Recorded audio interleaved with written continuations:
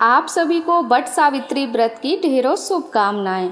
माँ सावित्री हम सभी को अखंड सौभाग्य प्रदान करें और इसी कामना के साथ आज की इस वीडियो में मैं आप सभी को वट सावित्री व्रत की कथा सुनाऊंगी। तो अपने हाथों में थोड़े से चने के दाने लेकर अब हम बड़ी ही श्रद्धा से इस वट सावित्री व्रत की कथा को सुनेंगे और निवेदन है कि कथा के बीच बीच में हुंकार भरते हुए चिल्लाइएगा, क्योंकि वट सावित्री व्रत का संपूर्ण फल हमें तभी प्राप्त होता है जब हम इसकी व्रत कथा को सुनते हैं। तो चलिए संपूर्ण कथा पूर्ण समर्पण और श्रद्धा भाव से कथा का श्रवण करते हैं। मध्य देश के अश्वपति नाम के परम ज्ञानी एक राजा हुआ करते थे। धन और वैभव से परिपूर्ण होने के बाद भी उनकी कोई संतान नहीं थी और इसलिए संतान के अभाव में वे बड़े ही दुखी रहते थे। राजा ने पंडितों की सलाह से पुत्र प्राप्ति के लिए सावित्री देवी की आराधना की। देवी सावित्री ने प्रसन्न होकर राजा और रानी को दर्शन दिए और फिर उन्हें आशीर्वाद प्रदान किया। देवी ने उनसे कहा कि हे राजन, तुम्हारे भाग्य में पुत्र तो नहीं है, लेकिन मैं स्वयं कन्या के रूप में तुम्हारे यहाँ जन्म लूंगी। इतना कहकर देवी सावित्री अंतर्ध्यान हो गईं और यह सुनकर राजा और रानी अत्यंत ही प्रसन्न हो गए। कुछ समय के बाद रानी के गर्भ से साक्षात देवी सावित्री का जन्म हुआ। राजा और रानी ने इस कन्या का नाम भी सावित्री ही रखा। सावित्री सर्वगुण संपन्न थी। वह चंद्रमा की कला के समान नित्य प्रतिदिन बढ़ती रहीं। जब विवाह के योग्य हुई तो माता पिता ने उससे कहा कि सावित्री, अब तुम अपने योग्य मनचाहा वर ढूंढ सकती हो। इतना कहकर राजा ने सावित्री को एक वृद्ध मंदिर के पास वर खोजने के लिए भेजा। सावित्री अपनी यात्रा पर रवाना हुई। एक दिन अचानक नारद मुनि भद्रराज अश्वपति से भेंट करने के लिए आए और उसी समय सावित्री भी अपने लिए वर चुनकर वापस आ चुकी थीं। उनसे आदर पूर्वक नारद मुनि को प्रणाम किया।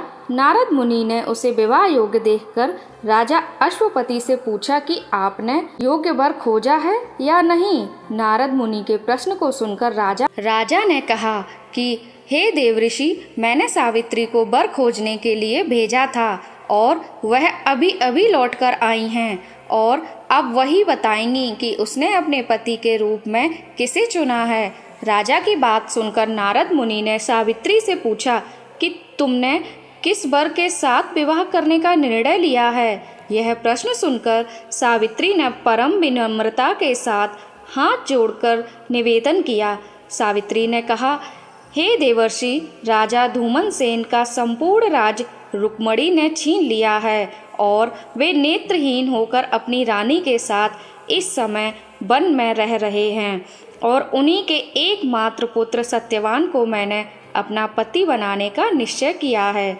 सावित्री के ऐसा कहने पर नारद मुनि ने राजा अश्वपति से कहा कि आपकी कन्या ने वर खोजने में निस्संदेह भारी परिश्रम किया है। सत्यवान हर प्रकार से गुणों से समृद्ध और धर्मात्मा है। वह रूपवान और समस्त शास्त्रों का ज्ञाता भी है। वह अपने माता पिता से सदैव सत्य बोलने वाला है और इसी कारण उसका नाम सत्यवान हुआ है। जिस प्रकार समुद्र रत्नों की राशि है, उसी भांति सत्यवान हर प्रकार के सर्वगुण संपन्न का भंडार है। वह सभी प्रकार से सावित्री के योग्य हैं। वह हर प्रकार से सावित्री के साथ उपस्थित होने की क्षमता रखते हैं, लेकिन इतना कुछ होते हुए भी उनमें एक भारी दोष है, जिसके सामने यह सभी गुण फीके पड़ जाते हैं, और वह दोष यह है कि उसका जीवन अल्पायु है। 1 वर्ष की समाप्ति होने पर उसकी मृत्यु हो जाएगी। नारद मुनि के मुख से ऐसा वचन सुनकर राजा अश्वपति का चेहरा उदास हो गया। उनके मधुर स्वप्न नष्ट हो गए। नारद मुनि के वचन कभी भी मिथ्या नहीं हो सकते। ऐसा विचार करके उन्होंने सावित्री को समझाया कि ऐसे क्षीण आयु व्यक्ति के साथ विवाह करना कल्याणकारी नहीं है, इसलिए उसे कोई और अन्य वर पसंद करना चाहिए। पिता की बात सुनकर सावित्री ने कहा कि हे पिताश्री, मैं अपने मन में सत्यवान को ही अपने पति के रूप में चुन लिया है और मैं किसी और को पति के रूप में अपने मन में स्वीकार भी नहीं कर सकती। कोई भी संकल्प पहले मन में आता है और फिर वाणी से कहा जाता है और कहने के बाद उसे करना भी होता है, चाहे शुभ हो या फिर अशुभ। मैंने जिसे एक बार अपने मन से पति स्वीकार कर लिया है वही मेरे पति होंगे।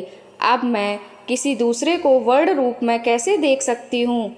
राजा एक ही बार आज्ञा देता है, ब्राह्मण एक ही बार प्रतिज्ञा करता है और कन्यादान भी एक ही बार किया जाता है। जैसा भी हो वही अब मेरे पति हैं। मुझे उसके दीर्घायु या अल्पायु होने से कोई हर्ष या विषाद नहीं है और अब मैं अन्य पुरुष की तो बात ही क्या, स्वयं देवराज इंद्र को भी मैं स्वीकार नहीं करूँगी। कोई भी शक्ति मुझे इस निर्णय से डिगा नहीं सकती। मैं पुनः दृढ़ता पूर्वक कहती हूँ कि सत्यवान ही मेरे पति होंगे। इस प्रकार सावित्री के दृढ़ संकल्प को सुनकर नारद मुनि ने राजा अश्वपति को सम्मति दी कि तुम्हें सावित्री का विवाह सत्यवान के साथ कर ही देना चाहिए, यही उचित प्रतीत होता है। इस प्रकार राजा को समझा बुझाकर नारद मुनि अपने स्थान को चले गए। राजा अश्वपति ने भी भगवान के मंगलमय विधान में विश्वास करते हुए विवाह की सामग्री इकट्ठी करी और कन्या तथा वृद्ध मंत्री को साथ लेकर धूमतसेन के तपोभूमि में पहुंच गए। महाराजा धूमतसेन अपनी रानी और राजकुमार सत्यवान के साथ रहते थे। अश्वपति ने उनके पास पहुंचकर अपना नाम बताते हुए उनके चरणों में प्रणाम किया। राजा धूमतसेन ने अश्वपति के आने का कारण पूछा तो उन्होंने कहा कि मेरी कन्या सावित्री ने आपके सुपुत्र सत्यवान के साथ विवाह करने का निर्णय लिया है और मैं भी इससे सहमत होकर विवाह की तमाम सामग्री लेकर आपकी सेवा में उपस्थित हुआ हूँ। राजा की बात सुनकर धूमतसेन उदास हो गए और उन्होंने कहा कि अब आप मैं और मुझ में कैसी समानता। आप तो राज आसीन राजा हैं और मैं राजभ्रष्ट रंक, और इस पर भी हम दोनों नेत्रहीन और निर्धन हैं और वन में रह रहे हैं। आपकी कन्या ने मन के भारी कष्टों को नहीं जाना है, इसलिए उसने ऐसा विचार किया है। महाराज, आप अपने निर्णय पर पुनः विचार कर लीजिए। यह सुनकर राजा महाराज अश्वपति ने कहा कि हे राजन, मैंने अपनी पुत्री सावित्री के साथ इन सभी बातों पर अच्छी तरह से विचार विमर्श कर लिया है। उसका कहना है कि जहाँ मेरे सास ससुर तथा पति देव निवास करते हैं वहीं मेरे लिए वैकुंठ का धाम है। सावित्री के ऐसे दृढ़ निश्चय को सुनकर धूमसेन ने विवाह की स्वीकृति दे दी। शास्त्र सम्मत रीति रिवाज से सत्यवान और सावित्री का विवाह हुआ और राजा अश्वपति अपनी राजधानी वापस लौट गए। सावित्री मनचाहे पति सत्यवान को पाकर सुखपूर्वक वन में उनके साथ ही रहने लगीं और उनकी सेवा करने लगीं। नारद मुनि के वचन हर समय सावित्री के कानों में गूंजा करते थे। वह एक एक दिन गिन रही थी। तब उसने देखा कि पति की मृत्यु का दिन निकट आया तो 3 दिन पहले से ही उसने उपवास करना प्रारंभ कर दिया। तीसरे दिन उसने अपने पितरों का पूजन किया और वही दिन नारद मुनि ने सत्यवान की मृत्यु का दिन बताया था। प्रतिदिन की भांति उस दिन भी सत्यवान अपने समय पर कुल्हाड़ी और टोकरी लेकर लकड़ी काटने के लिए वन में जाने लगा तो सावित्री ने स्वयं भी उनके साथ चलने का आग्रह किया। सत्यवान ने अपने माता पिता की सेवा करने के लिए वहीं ठहरने की सहमति दी। तब सावित्री ने अपने सास और ससुर से सत्यवान के साथ वन में जाने की आज्ञा लेकर आई और उनके साथ वन को चल पड़ी। सत्यवान ने वन में जाकर फल फूल तोड़े और बाद में लकड़ी काटने के लिए एक वृक्ष पर चढ़ गया। वृक्ष के ऊपर सत्यवान के सिर में भारी पीड़ा होने लगी। वह वृक्ष से नीचे उतर आया और सावित्री की जंघा पर अपना सिर रखकर लेट गया। कुछ देर बाद सावित्री ने अनेक दूतों के साथ यमराज को पास आते हुए देखा। पहले तो यमराज ने सावित्री को देवी विधान कहकर सुनाया, फिर वे सत्यवान के अंगुष्ठ मात्र जीव को लेकर दक्षिण दिशा की ओर चल पड़े। सावित्री भी यमराज के पीछे पीछे चलने लगी।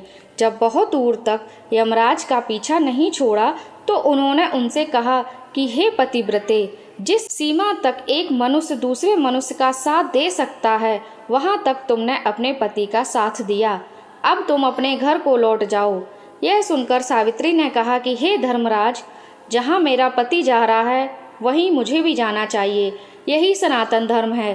पतिव्रत के प्रभाव और आपकी कृपा से कोई भी मेरी गति को रोक नहीं सकता। सावित्री के ऐसे धर्मपूर्ण वचन सुनकर यमराज प्रसन्न हो गए और उन्होंने उसे एक वर मांगने के लिए कहा।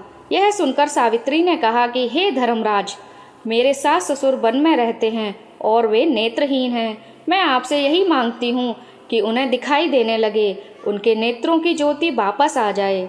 यमराज ने कहा कि ठीक है, ऐसा ही होगा। इतना कहकर उन्होंने सावित्री को पुनः लौट जाने की सलाह दी। यह सुनकर सावित्री ने फिर से कहा, हे भगवान, जहाँ मेरे पति देव जाते हैं वहाँ उनके पीछे पीछे चलने में मुझे कोई भी कष्ट या परिश्रम नहीं होगा। पति परायण होना ही मेरा परम कर्तव्य है। आप धर्मराज हैं, परम सज्जन हैं। सत्पुरुषों का समागम भी तो कुछ कम पुण्यों का फल नहीं है। सावित्री के धर्मयुक्त और श्रद्धापूर्ण वचन सुनकर यमराज ने फिर से कहा, सावित्री, मैं तुम्हारे वचनों से प्रसन्न हूँ। तुम मुझसे एक और वरदान मांगो। सावित्री ने कहा, राजा धूमसेन, इनका राज्य छिन गया है, उसे वे पुनः प्राप्त करें और धर्म में उनकी सदैव प्रीति बनी रहे, ऐसा वरदान दीजिए। यमराज ने वरदान देकर पुनः उसे वापस लौट जाने को कहा, लेकिन वह नहीं मानी और बराबर पीछा करती रही। उसकी ऐसी दृढ़ पति भक्ति को देखकर यमराज ने प्रसन्न होकर उसे तीसरा वरदान देने की इच्छा प्रकट की।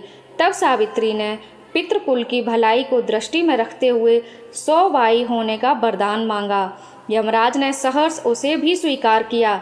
सावित्री से पुनः आगे न बढ़कर लौट जाने का आग्रह किया, लेकिन सावित्री अपने प्रण पर अडिग थीं। सावित्री की ऐसी निष्ठा और दृढ़ संकल्प को देखकर यमराज का हृदय पिघल गया। वे बड़ी कोमल वाणी से कहने लगे कि हे सुपुत्री, तुम ज्यों ज्यों उत्तम धर्मयुक्त और गंभीर युक्तिपूर्ण वचन कहती हो, त्यों त्यों मेरी प्रीत तुम पर बढ़ती जाती है। इसलिए तुम सत्यवान के जीवन को छोड़कर एक और वरदान मुझसे ले लो और फिर अपने घर वापस लौट जाओ। पहले तीनों वरदान को पाकर सावित्री ने अपने सास ससुर कुल और पितृकुल दोनों का कल्याण कर दिया था। अब मात्र एक अपनी भलाई का प्रश्न सम्मुख था। पतिपरायण स्त्री को अपने पति की आयु वृद्धि के अलावा और कौन सी कामना हो सकती है। यही सोचकर सावित्री ने सत्यवान से उसे 100 पुत्र प्राप्त हों ऐसा वरदान मांगा। सावित्री के ऐसे युक्तिपूर्ण वचन सुनकर यमराज अत्यंत ही हर्षित हुए, संतुष्ट हुए और उन्होंने वरदान देते हुए कहा, सत्यवान को पाश से मुक्त कर दिया और कहा कि सत्यवान से तुम्हें निश्चित ही 100 पुत्र होंगे। सावित्री को मन वांछित वरदान देकर यमराज वहीं से अंतर्ध्यान हो गए और सावित्री भी वहां से लौटकर बट वृक्ष के नीचे आ पहुंची। बट वृक्ष के नीचे सत्यवान का मृत शरीर पड़ा हुआ था और अब उसमें धीरे धीरे जीवन का संचार हो रहा था। वह उठकर बैठ गया। सावित्री ने अपने पति सत्यवान को यह सारा वृतांत कहकर सुनाया और फिर वे दोनों प्रसन्नतापूर्वक आश्रम की ओर चल पड़े। सत्यवान के माता पिता को भी नेत्र प्राप्त हो चुके थे और वे अपने आज्ञाकारी पुत्र और सेवापरायण पुत्र वधू को अपने पास न देखकर अत्यंत ही दुखी हो रहे थे। और तभी सावित्री और सत्यवान वहां जा पहुँचे। चारों ओर सावित्री के अनुपम पतिव्रत धर्म का समाचार फैल गया। प्रजाजनों में महाराज धूमसेन को लेकर आदर पूर्वक राज सिंहासन पर बैठाया गया। सावित्री के पिता अश्वपति को 100 पुत्र प्राप्त हुए और सावित्री और सत्यवान ने भी 100 पुत्र प्राप्त करके दीर्घायु बनकर राज्य भोग किया और अंत में वैकुंठ को सिधारे। तो यह थी आज के बट सावित्री की व्रत की कथा। इस कथा को कहते सुनते और हुंकार भरती हर एक सुहागन महिला को अखंड सौभाग्य की प्राप्ति हो, ऐसा बट सावित्री माता से हम सभी की प्रार्थना है।